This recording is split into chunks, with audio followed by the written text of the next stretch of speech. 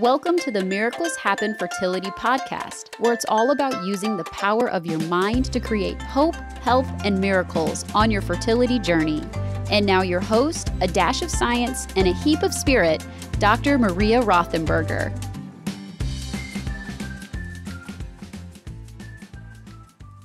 Hi there. Welcome to the Miracles Happen Fertility Podcast, episode 131. It's been a long time.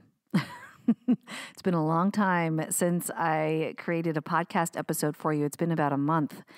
And I wanted to take the opportunity to explain what has been happening in this world, in the Miracles Happen fertility world, and more importantly, in my personal life, because it has hindered my ability to create some new content for you guys. So I think that it goes very well with the topic today of surrender and why it's so fucking hard, why surrendering is so hard. So first, checking in around what's happening in the Miracles Happen Fertility Center. I have been working with a beautiful group of women who all joined the Spirit Baby Foundation's training. It is phenomenal and eye-opening and third eye-opening, to say the least. Folks are getting a handle on their own psychic intuition and their own abilities to connect to Spirit Baby realm, realizing, oh my God, that's connection. I'm connecting. Oh my God, that's wow. Oh my God. It is really fun. It's really fun to see the transformation and the realization that we have these skills or these abilities already in us, and we just need to hone the skill. So it's been such a delight to see the growth. We are in the last, we're starting up the last 2 weeks here of the training, and it has been such a blast. So I will be likely running Spirit Baby Foundation's training again next spring sometime. If you are interested, you can head over to drmariarothenberger.com/spiritbabytraining and sign up for the updates there. Okay. What else has been happening? Nothing. Not a whole lot of anything because this is what's been happening in my personal world, and this is where surrender comes in. So my husband and I, we celebrated our 17th wedding anniversary. Friggin' A. I don't know how that happened. I feel like we just got married like a year ago. 17 years, way more in love than back then. I feel like we know ourselves better. We have a richer connection. We are messy and nutty and chaotic, and we always come back to us, which has been such a beautiful experience, especially through the fertility world where we were knocking on divorce's door. To move through that and be where we are today is such a huge celebration. So we went away in our trailer. We have a camper now, and we went away, just the two of us and the two little dogs. We didn't bring the lab with us. We brought the two doxies that we have, and we went away for, I think it was 2 nights, maybe. Yeah, I think it was 2 nights, maybe 3 nights. It's a blur because just before we went away, a few weeks before we went away, my stepdad was diagnosed with cancer. And that's bad enough. But before we went away, he ended up in the emergency department. It was kind of a big deal. And he came home like on a Wednesday, and we left on a Thursday. So right after he came home from the hospital, we left for our trip. And unbeknownst to us, we didn't find out until we got back from our trip, but unbeknownst to us, that same day that he came home from the hospital, my mom was diagnosed with breast cancer. So it has been a whirlwind, to say the least. it has been quite challenging to learn about their diagnoses and their treatment protocols and all that, and then to coordinate things. They have, just practically speaking, medical visits and things that they have to coordinate. They are caretakers or caregivers for the kids. And so coordinating things has been, a challenge. And then just to imagine what they are going through. Here, the two of them, sometimes I will joke to improve my experience of pain. I joke with them, pardon me, I have like this frog in my throat. I joke with them that they do everything together. They were literally born one day apart. And so I'm like, stop fucking doing things together. That's enough. Okay. Let's stop at cancer. All right. That's done. It's over. So they do everything together. But in seriousness, what they are experiencing, I can't even imagine. I can't wrap my head around that. And so being with that and dealing with the practical matters of scheduling and coordination of care and all that stuff has been taking my time away from creating content like the podcast and things like that. And the thing is, for about a week, I was completely, spinning. I was back in fertility land where, I didn't know which way was up and which way was down and what to do next and how to move forward and how to support. And meanwhile, I'm still working, seeing clients and working with folks in Spirit Baby Foundations training. And it's pretty crazy, and doing the mom thing and, managing a house. And so after about a week, I realized that I have the skills that I learned through my fertility journey that I wrote about in Transcending Infertility. And that's why I wrote about it, is because all of the skills, all the things that I know to do are not just for the fertility journey. They're for forever. No matter what, shit's going to hit the fan in our lives. No matter what. Once we resolve our fertility journeys, because eventually we all do, whether that is a baby at the end or living child-free, and various ways of ending up with a child in your arms, we will always run into shit hitting the fan again.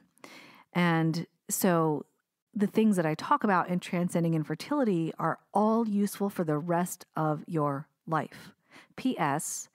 It is the 1 year, this month, November 2021, is the 1 year anniversary of the launch of Transcending Infertility. So I can't believe a whole year went by. I can't believe freaking 17 years went by with my husband, let alone a year with Transcending Infertility.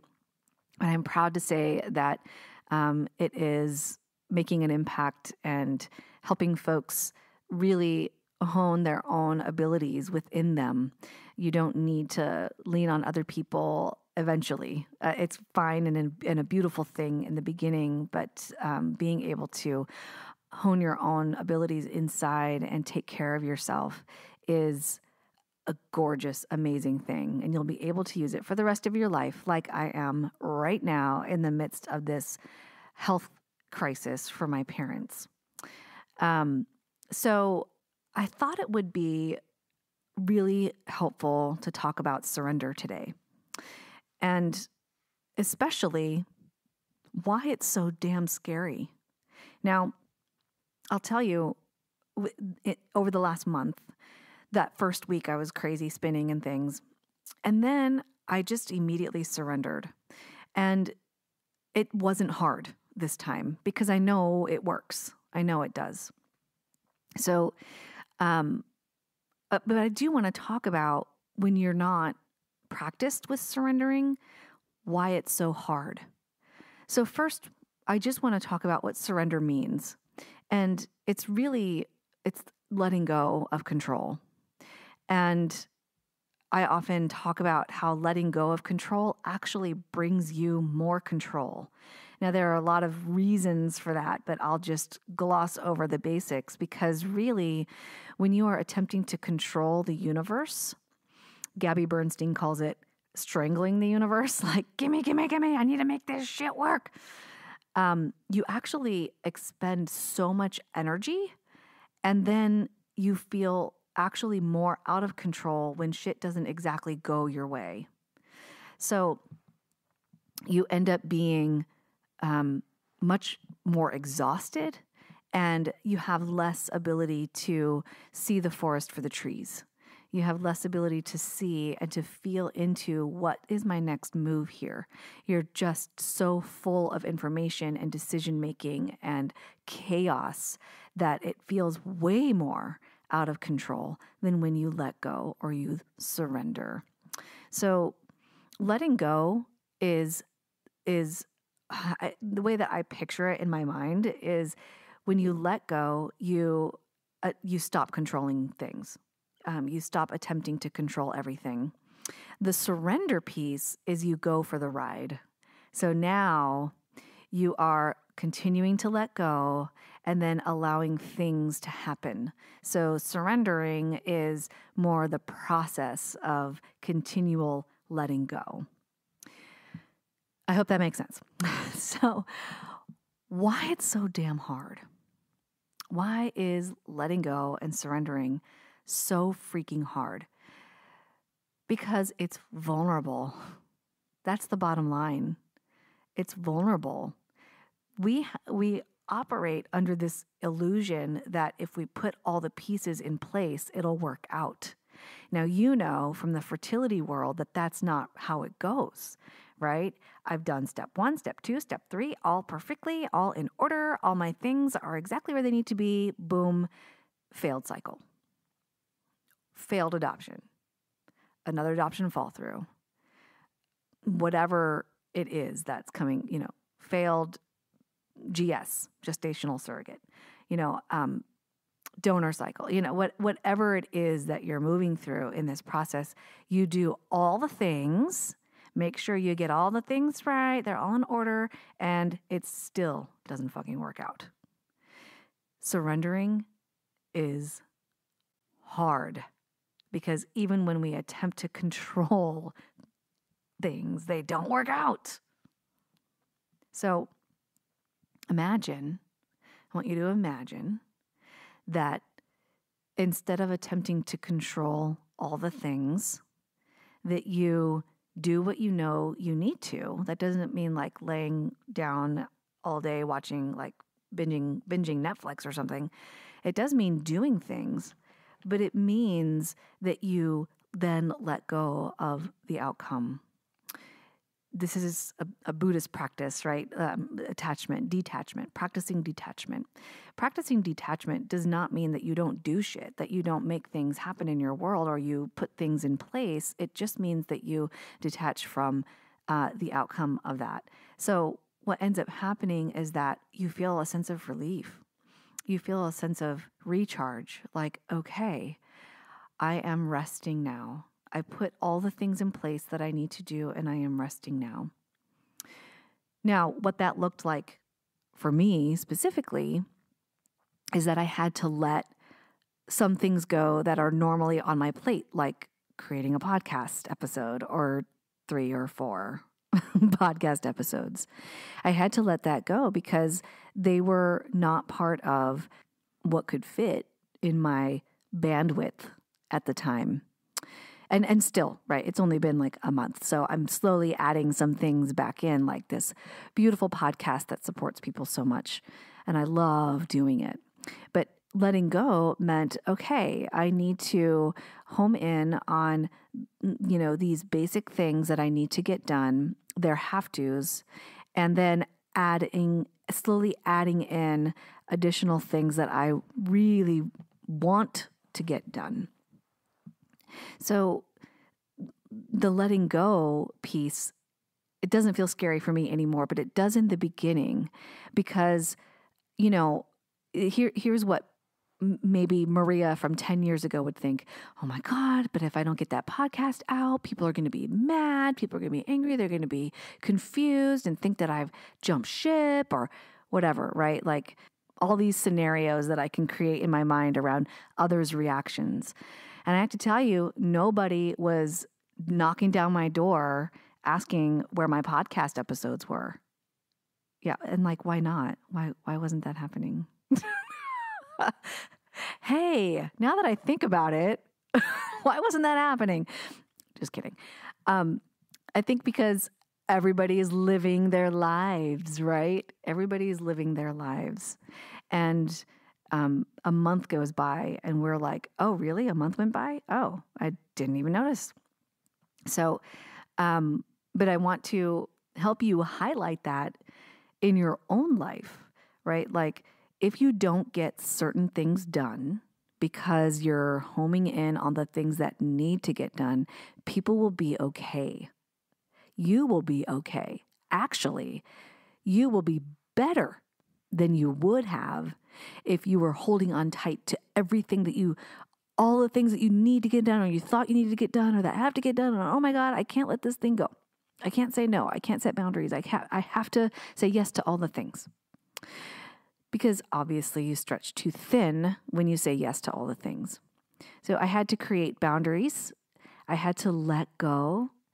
And I had to surrender to what would happen beyond when I let go of the things that I had to cut out for a spell.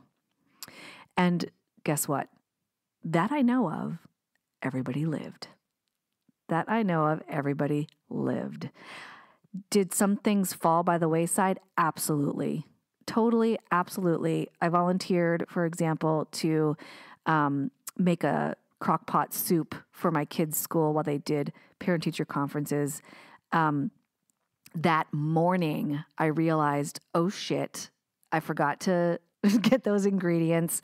I had to go to the store in the wee hours of the morning, go get the ingredients, make the soup, like bring it to the school. Was it stressful? Yeah.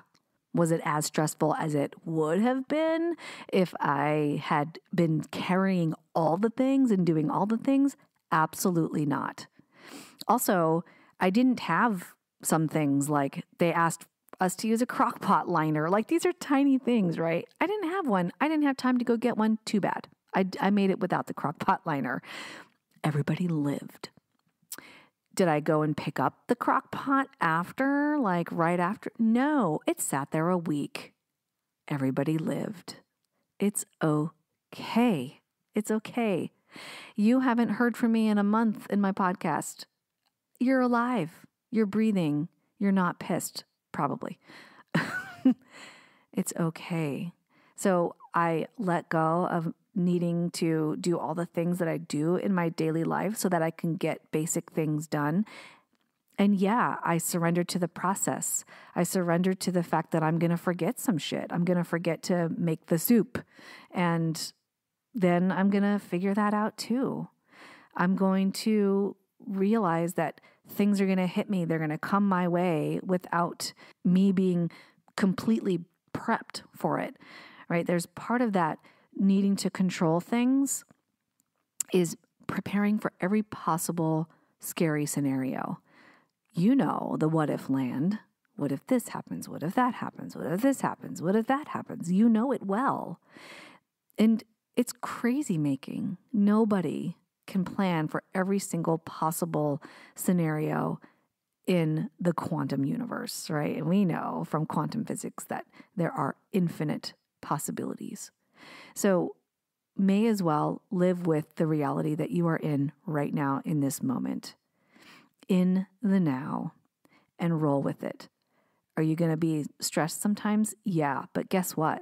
I was far less stressed in that soup scenario, the famous soup scenario, than I would have been. if I was stressing about all the things. Likely, I wouldn't have made the soup.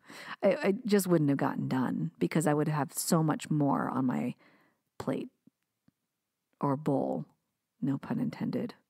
Okay, the pun was totally intended. But you see what I'm saying. I would have been far more freaked out. I may have had some heart palpitations, and I haven't experienced panic attacks in a long time since infertility, but maybe I would have headed that direction. I don't anymore because I let go, and things get messy. They get really messy really fast. So that's another thing that I want to say about surrender is that you get used to the messy. Nothing has to be completely ordered or precise because that's all the control. And you learn to ride the waves of chaos. Let me say that again.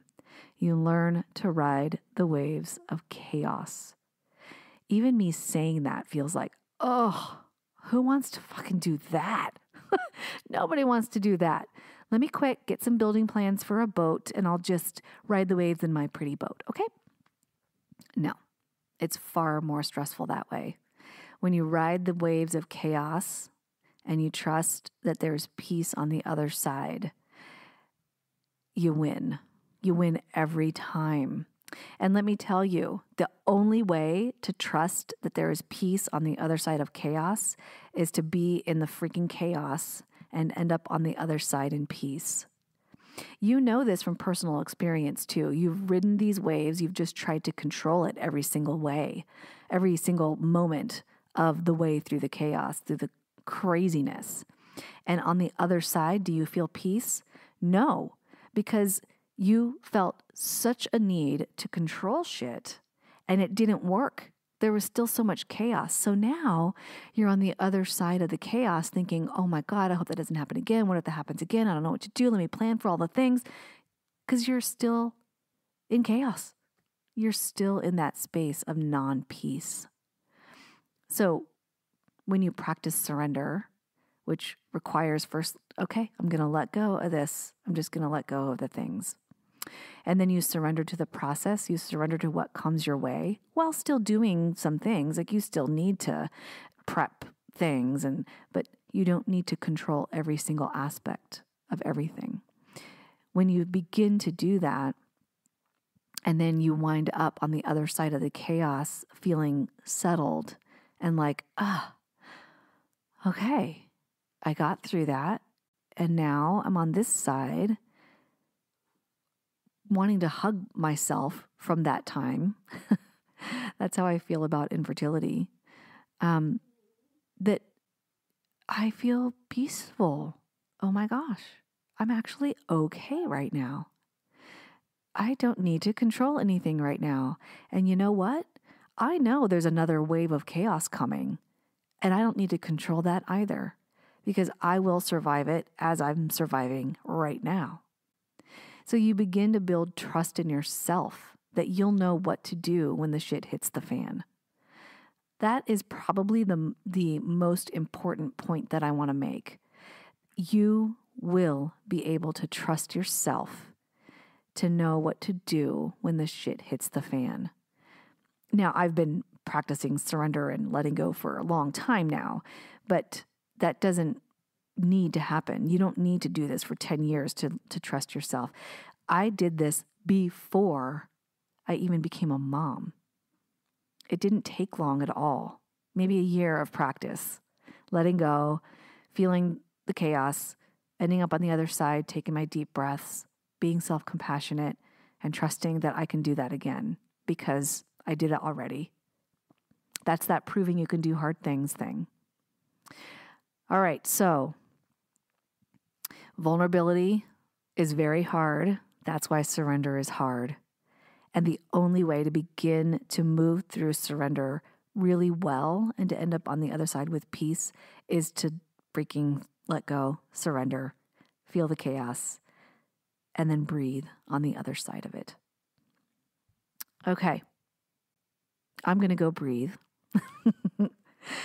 And I will see you in the next week, looking at adding in my weekly podcast schedule again, so that I can be there for you and support you. And especially for November 2021, we will be celebrating the launch of Transcending Infertility. We'll be celebrating National Adoption Month and, having some contests and stuff, perhaps. Those are the kinds of fun things that I like to do. All right. So again, if you are interested in Spirit Baby Foundations training, head on over to drmariarothenberger.com/spiritbabytraining. If you want more updates and content from me, just sign up for the newsletter right there on the homepage, drmariarothenberger.com. And lastly, I really appreciate you listening to this podcast today. If you are so inspired, please leave a rating or a comment wherever platform you're listening to this on. I really appreciate you. It helps bring others to this same content. If you are listening to this or watching this on YouTube, please subscribe, hit the like button, make a comment, share it. I really appreciate you doing so. Until next time, my friend, may you let go and surrender well, and may you be in the chaos knowing that you've so got this. I'll see you next time. Be well.